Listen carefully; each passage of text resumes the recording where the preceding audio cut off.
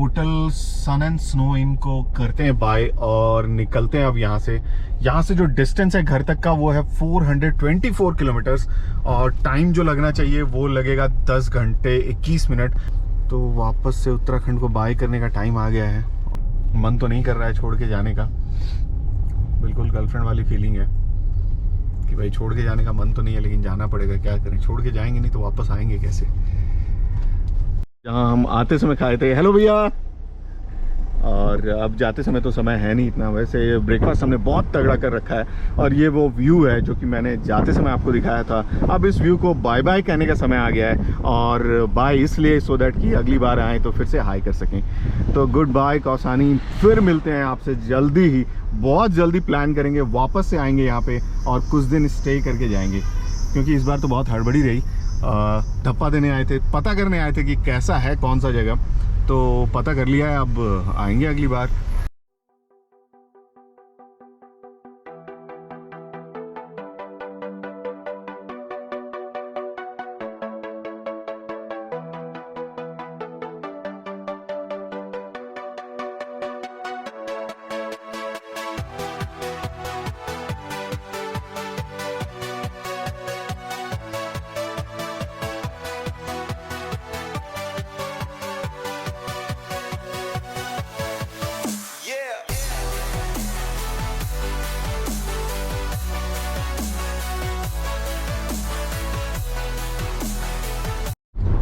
हर 2-4 minute पे मन हो रहा है कि यार कैमरा ऑन करूं, कभी इधर दिखाऊं कभी इधर दिखाऊं, समझ में ही नहीं आ रहा है कि किसको दिखाऊं किसको छोड़ूं। मतलब इतने अच्छे अच्छे नज़ारे हैं ना, कभी मन कर रहा है यार ये नदी के साइड वाला चीज़ दिखा दूं, इस साइड टेरेस फार्मिंग दिखा दूं, इस साइड सामने रोड पे जो वो ब्लू वाले पेड़ होते हैं वो दिखा दूं। समझ में ही नहीं आ रहा है ना यार, क्या दिखाऊं क्या छोड़ूं। मतलब आंखें तो ऑलमोस्ट सब कुछ देख पा रही होती है ना, जैसे ये देखो ये नदी जा रही है साथ साथ में हमारे इस रोड पे, फिर ये ब्लू वाले पेड़ आ जाते हैं फूल वाले, तो लगता है कि ये भी दिखा दूं। आंखें एक साथ सब कुछ देख लेती है, बट ये कैमरे में दिखाने के लिए ना समझ में नहीं आ रहा था क्या दिखाऊं क्या छोड़ूं।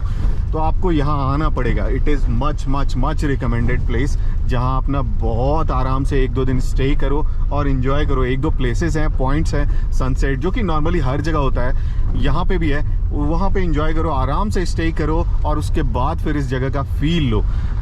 बेसिकली नेचर में आकर के ना आपको फील लेना ज़रूरी है। जैसे मैंने धप्पा मार करके चला आया तो ऐसा नहीं करना है, ठीक है, 1-2 दिन रुकना है यहाँ पे। धप्पा मार के इसलिए चला आया सो दैट कि मुझे आइडिया नहीं था, पहली बार यहाँ पे आ रहा था, इससे पहले कभी आया नहीं था, तो इस जगह का मुझे आइडिया नहीं था, तो मुझे आइडिया भी लेना था कि हाँ कैसा है ये जगह। तो वो आइडिया लग गया है, अब पता है कि मुझे कैसे कितने रोड्स ख़राब हैं क्या है। तो अब दूसरी बार आएंगे तो और अच्छे से प्लान करके आएंगे। ये जो जगह है ये सोमेश्वर है और यहाँ से अब हमें जाना है रानीखेत से होते हुए। हम आए थे अल्मोड़ा, उस साइड से आए थे, बट इस बार जो हम जाएंगे वापस रिटर्न जाएंगे वो रानीखेत होते हुए, क्योंकि हमें जो है जल्दी से घर पहुँचना है, घूमते फिरते नहीं जाना है। तो अल्मोड़ा वाला रास्ता जो है यहाँ से बिनसर होते हुए लेके जाएगा हमें, बट ये रास्ता जो है ये हमें लेके जाएगा डायरेक्ट रानीखेत, रानीखेत से फिर हमें लेके जाएगा भीमताल और भीमताल से बाईपास करा देगा हमें। मार्केट, ये मार्केट का इलाका है और जब कभी भी मार्केट आता है तो वहाँ पे तो भीड़ होना लाजमी है, और मार्केट में भीड़ नहीं होगी तो कहाँ भीड़ होगी भाई। ठीक ठाक मार्केट है, मतलब यहाँ पे आपको ज़रूरत के जो डेली आममर्रा की ज़िंदगी को बिताने के लिए जो चीज़ें ज़रूरत होती है वो सारी कुछ यहाँ अवेलेबल है। तो आप आराम से यहाँ पे ये सारी चीज़ें शॉपिंग कर सकते हो। और अगर आप यहाँ आए हो और आपको लगता है कि यहाँ कुछ शॉपिंग करनी है, कपड़े वपड़े भी मिल रहे हैं, जीन्स टी शर्ट, बच्चों के लिए कपड़े, तो ये भी ले सकते हो आप। बैंक ऑफ बड़ौदा भी है, यहाँ से ATM से पैसे निकाल सकते हो, यहाँ खाना खा सकते हो, बहुत सारी चीज़ें हैं मतलब करने के लिए यहाँ। तो रानीखेत भी एक बहुत अच्छा डेस्टिनेशन है। अगर आप मतलब उत्तराखंड में इस साइड मतलब अल्मोड़ा डिस्ट्रिक्ट में या फिर नैनीताल डिस्ट्रिक्ट में अगर आप एक्सप्लोर करने के लिए इस साइड आ रहे हो तो आप रानीखेत में भी बहुत अच्छे अच्छे रिजॉर्ट हैं। और मेरे ख्याल से मैं एक आध बार रानीखेत में भी रुका हुआ हूँ, तो वहाँ के भी रिजॉर्ट बहुत अच्छे हैं, बहुत अच्छे हैं। तो Ranikhet can be a destination. अगर आप इस साइड आना चाहते हो तो एक पॉइंट रानीखेत भी रख सकते हो, नैनीताल, भीमताल, सातताल ये सब में रुक करके अगले दिन रानीखेत, देन आप यहाँ पे भी आ सकते हो, कौसानी भी आ सकते हो, और सोमेश्वर, बागेश्वर, कहीं भी।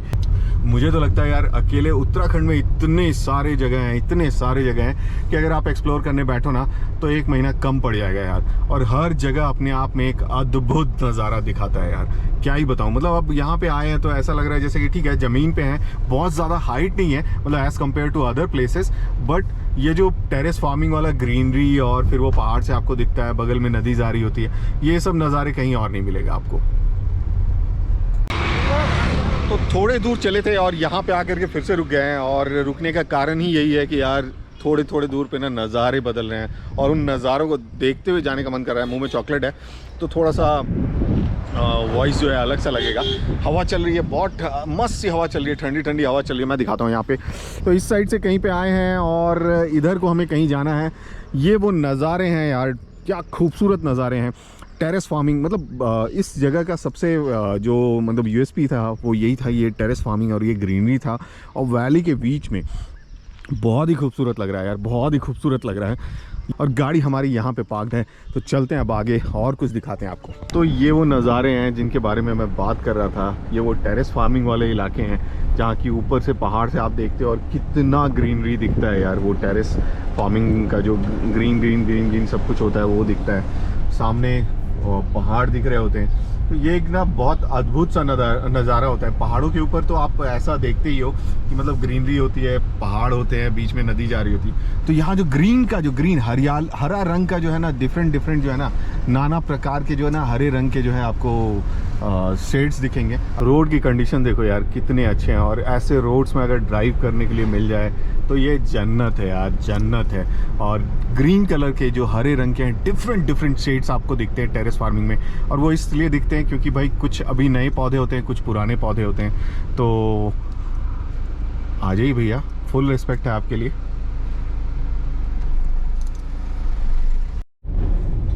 हरे रंग का भी जो है ना आप डिफरेंट शेड्स देखोगे यहाँ पे। कभी थोड़ा डार्क है, कभी थोड़ा लाइट है, कहीं थोड़ा डार्क है, कहीं थोड़ा लाइट है। और रोड्स की कंडीशन देखो यार, क्या ज़बरदस्त रोड बने हुए हैं। और ऐसे रोड पे अगर ड्राइव करने को मिल जाए, सामने पहाड़, इस साइड वैली, इस साइड पहाड़, और बीच में ये रोड, और रोड इतने मक्खन की क्या बताऊं यार। तो ड्राइव करने का तो जन्नत है भाई, ये जन्नत है जगह। ड्राइव करने का जो प्लेजर है वो अलग ही है भाई, वो अलग ही है। रोड जो है उसका नाम है द्वाराहाट रोड। तो द्वाराहाट रोड, और द्वाराहाट जो है वो यहाँ से है 29 किलोमीटर्स। खूबसूरत लग रहा है ना ये, मतलब उस साइड बादल हैं और बादल से जस्ट नीचे उतरते हुए उस साइड ऐसा लग रहा है जैसे बारिश हो रही है। उस ये पतला सा ट्रेल जो रास्ता जा रहा है वो कितना खूबसूरत लग रहा है। और इस साइड भी ऐसे ही रास्ते हैं, इस पतले से रास्ते से हम होकर के आए हैं और इधर को जाना है हमें। क्या बताऊं यार, मतलब डिफरेंट शेड्स ऑफ ग्रीन, जैसा मैंने बता ही रखा है आपको। मतलब वर्ड्स ना कम पड़ जाते हैं इस ब्यूटी के लिए, ना वर्ड्स कम पड़ जाते हैं। हमेशा से ही कहा गया है यार, पहाड़ों पे आओ तो कैमरा जस्टिस नहीं करेगा। जो आप आंखों से देख पा रहे हो ना, वो कैमरा कभी जस्टिस नहीं कर सकता है। तो यहाँ पे रुक करके एक आध इस जगह की फ़ोटोग्राफ्स लेते हैं जो कि आपको इंस्टाग्राम पर नज़र आएगी, और फिर आगे बढ़ते हैं। लाइफ स्टाइल ही अलग होगी यार, मतलब यहाँ के लोगों की लाइफ स्पैन भी अलग होगी और लाइफ स्टाइल भी अलग होगी। एज बिकॉज लाइफ स्टाइल अलग है, इसलिए लाइफ स्पैन भी भाई अलग ही होगी। हम कहाँ 50-60 साल में बुढ़े हो जाएंगे, ये लोग जो है 70-80 साल में भी जो है एकदम चलते फिरते नज़र आते हैं। उसका कारण ही यही है कि यहाँ इतने फ्रेश वेजिटेबल्स, इतने फ्रेश एयर, सब कुछ यहाँ बिल्कुल ही फ्रेश है यार। तो स्वाभाविक सी बात है, ज़िंदगी भी फ्रेश ही रहेगी यहाँ पे। हमारे जैसे पॉल्यूशन में रहने वाले लोगों का तो खैर 50 साल में बुढ़ापा आना भी लाजमी है। ये वो पुल है, कौन सा पुल पता नहीं कौन सा पुल है, और ये वो नदी है जो हमारे साथ चलती आ रही थी, बहुत देर से हमारा साथ दे रही है नदी। अब इस पुल से क्रॉस करके उस साइड जाएंगे, और ये जो धक धक होता है ना, वो धड़कन है, धक धक ओके, कनेक्शन होता है जो एक दूसरे ब्रिज से पार्ट से कनेक्ट होता है।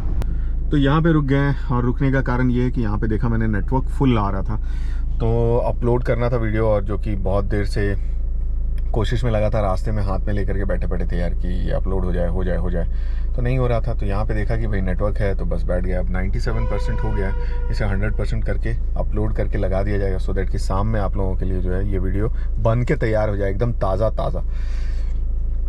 तो 5 मिनट और रह रहा है, जल्दी कम ऑन।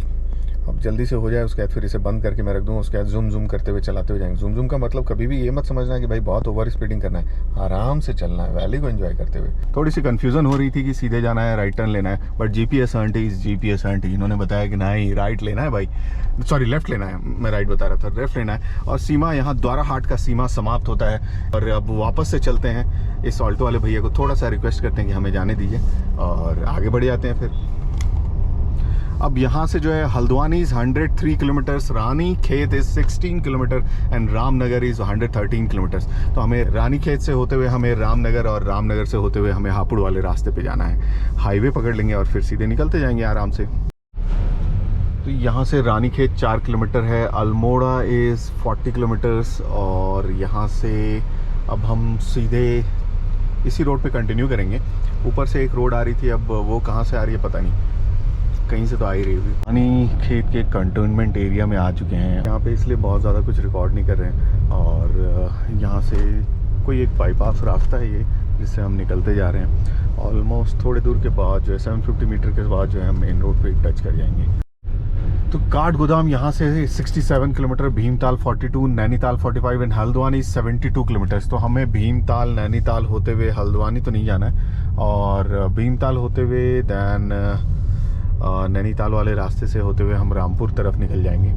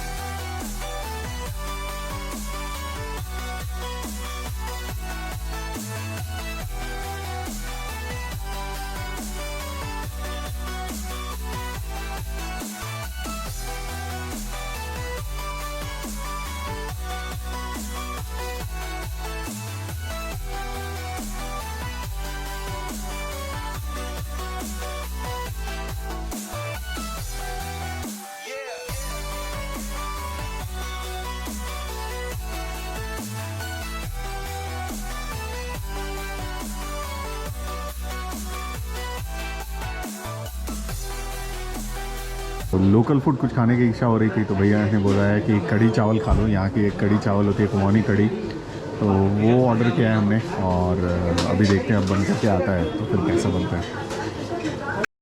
तो ये कड़ी चावल है और ये दाल चावल है। भैया थोड़ा सा प्याज और दे देंगे अलग से प्याज। तो ये कड़ी चावल खाएंगे और ये दाल चावल खाएंगे, बिल्कुल देसी वाला है स्टाइल में। पहाड़ों पे आते हैं इधर उत्तराखंड में, तो ये मिठाई खाना बहुत ही अनिवार्य है। क्या भैया, क्या स्पेशलिटी है इस मिठाई की? बाल मिठाई है, बहुत फेमस है ये। कभी भी उत्तराखंड के लिए नाम लिया जाता है तो बाल मिठाई का ज़रूर नाम लिया जाता है। तो बाल मिठाई लिया जाए यहाँ से, अगर उत्तराखंड आए हैं तो बाल मिठाई तो लेके जाएंगे। पैकिंग हो चुकी है, अब चलते हैं यहाँ पे। मिठाई का भी काम ख़त्म, खाने का भी काम ख़त्म। ये रहा वो पुल जिससे हम क्रॉस करके जाएंगे, और लेफ्ट हैंड साइड ले लिया जाएगा तो अल्मोड़ा, दैन पिथौरागढ़ और धारचूला। 240 किलोमीटर होगा लेफ्ट हैंड साइड पे धारचूला, पिथौरागढ़ 148 किलोमीटर्स और अल्मोड़ा जो है 33 किलोमीटर्स। तो हम इधर नहीं जा रहे हैं और राइट टर्न ले रहे हैं, क्योंकि हमें अब घर जाना है। तो ये है वो कैंची धाम जो बहुत फेमस है यहाँ पे। इसीलिए यहाँ पे ना इतनी भीड़ लगी हुई थी, और बहुत सारी गाड़ियाँ रुकी हुई है यहाँ पे, और लोग जा रहे हैं। तो कैंची धाम का आप दर्शन कर लो यहाँ से ही।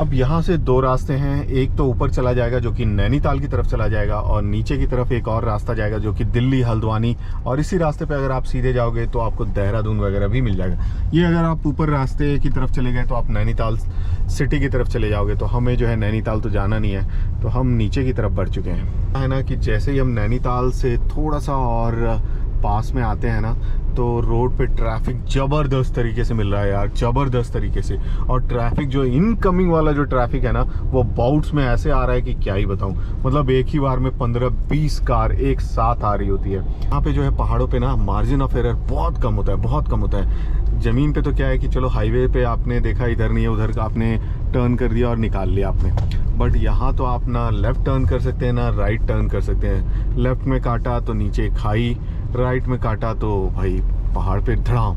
दो धारी तलवार है ये, और दो धारी तलवार को बहुत ही केयरफुली हैंडल करना चाहिए। ऑल्दो ये फ़न होता है ड्राइव करना, लेकिन हाँ समझदारी भी इसी में है कि आप पूरे सूझबूझ से गाड़ी चलाएं और कभी भी ओवरटेक ना करें अननेसेसरीली। और जहाँ जगह हो वो खुद ब खुद, चाहे वो बस वाला हो टैक्सी वाला हो, वो खुद ब खुद आपको इंडिकेट करेगा, या तो हाथ दे करके या इंडिकेटर जला करके, तभी आप ओवरटेक करें। अदरवाइज़ क्या होता है कि आगे से जो आने वाली गाड़ी होती है वो दिखाई नहीं देती है। दूसरा, हम नैनीताल के ऑलमोस्ट क्रॉस कर चुके हैं, नीचे उतर चुके हैं अब हम, और हल्द्वानी के काफ़ी पास आ चुके हैं। ज़मीन पे आने के बाद तो भीड़ मिलेगी ही मिलेगी, और यहाँ पे ट्रैफिक पुलिस मैनेज करते हुए भीड़ को। नगर निगम हल्द्वानी काठगोदाम आगमन पर आपका हार्दिक स्वागत एवं अभिनंदन। वाह क्या बात है। तो दिल्ली यहाँ से 279 kilometres, Dehradun is 232, Bareilly is 105 kilometres and Haldwani is only 8 kilometres. तो ये यहाँ की जानकारी है। तो काठगोदाम की सिटी में आकर के यहाँ पे रुक गए हैं और यहाँ पे गाड़ी पार्क की है। चलते हैं अंदर, किसी कपड़े की दुकान में कुछ लेना था, तो अंदर चल करके देखते हैं क्या क्या शॉपिंग हो रही है भाई। यहाँ से निकलते हैं और रास्ते में कहीं अगर कॉफ़ी मिलता है तो वो ले लेते हैं, और धीरे धीरे सिप करते हुए निकल जाएंगे। ज़्यादा देर करने का कोई मतलब नहीं है, ऑलमोस्ट यहाँ पे 15-20 मिनट बिता चुके हैं। तो अब 11:30 बजे तक पहुँचेंगे। थोड़ा सा खींचने की कोशिश करते हैं अब यहाँ से, सो दैट कि 11 बजे तक पहुँच जाएँ। शाम के 6:30 बज चुके हैं, सूर्यास्त होने का समय आ गया है, और हमारा अभी भी 270 किलोमीटर का डिस्टेंस बचा हुआ है। हम यहाँ पे आकर के रुक गए थे, और व्लॉग जो था वो 7 बजे का शेड्यूल करना था, वो हम भूल ही गए थे, तो उसे अभी रोक करके लैपटॉप पे शेड्यूल किया, और अब जो है वापस से रोड पे निकलते हैं। तो 10 मिनट का टाइम यहाँ पे फिर से रुक लिए, तो जो 38 टाइम दिखा रहा था अब 48 दिखा रहा है। 11:48 जो पहुँचने का टाइम है, तो अब हमें रुकना नहीं होगा कहीं पे भी। अब अगर रुके तो फिर तो 12 बज ही जाएगा, तो कोशिश करेंगे अब नॉन स्टॉप निकलते हैं। तो अब रात इतनी हो चुकी है, मतलब इतनी क्या 7:30 हो चुकी है, तो गोप्रो के लिए तो बहुत ज़्यादा रात हो चुकी है ना, तो अब अंधेरा में तो गोप्रो काम करेगा नहीं। तो ऑलमोस्ट रामपुर हम पहुंच चुके हैं, 7 किलोमीटर से रह रहा है रामपुर, और इसी रोड पे इसी हाईवे पे हमें जो है आगे चलते जाना है। तो रामपुर के बाद मुरादाबाद एंड देन फिर हापुड़ होते हुए दिल्ली पहुंच जाएंगे इसी रोड पे। बहुत ज़्यादा कुछ है नहीं इस रास्ते में दिखाने लायक, पहले भी बहुत बार दिखा चुका हूँ। तो यहाँ पे जो है अभी फ़िलहाल रामपुर सिटी को क्रॉस करते हैं, फिर आगे अगर कहीं रुकते हैं फिर आपको दिखाते हैं। ऑलमोस्ट घर पहुँच ही चुके हैं, और बारिश होने लग गई, और जैसे ही दिल्ली एंटर किया बारिश होना शुरू हो गई। मतलब बारिश के साथ गया था और बारिश से वेलकम हुआ है वापस, तो अब इससे अच्छी बात और क्या हो सकती है। तो आज की जो सेवा है और इस उत्तराखंड की जो सेवा थी वो यहीं पे समाप्त होती है, इसी उम्मीद के साथ कि अगला ट्रिप फिर से जल्दी ही स्टार्ट करेंगे, और जल्दी ही आपको कुछ नया दिखाने की कोशिश करेंगे, नए जगह पे ले जाने की कोशिश करेंगे।